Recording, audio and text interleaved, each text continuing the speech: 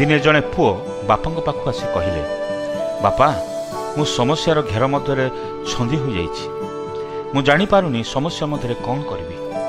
बापा पुओ को पचारे, पुओ मु तोते गोटे प्रश्न पचार को चाहूँगी, जदि समस्या तुम पाखक आसबार यथेष्ट पूर्वर समस्या विषय जानी था तेबे कौन करि थांत?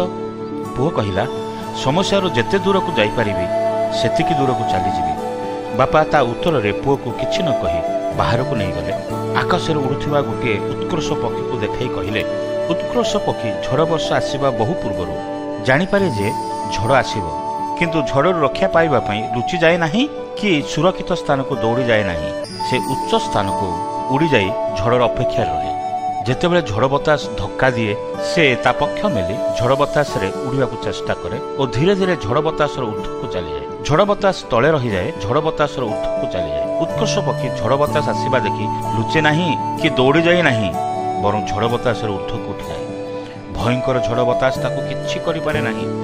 पुरे जीवन में झड़ रूपक समस्या जेतेबेले आसे समस्या न दौड़ी समस्या ठार ऊर्ध्व को उठा चेष्टा करिबु, तेबे समस्या पराजित न होई जययुक्त जीवन काटि पारिबु।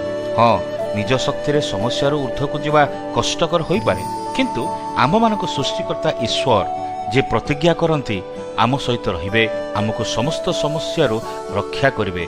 जदि आमे सही ईश्वर ऊपर निर्भर करवा, से सबु समस्यारू रक्षा करिवे।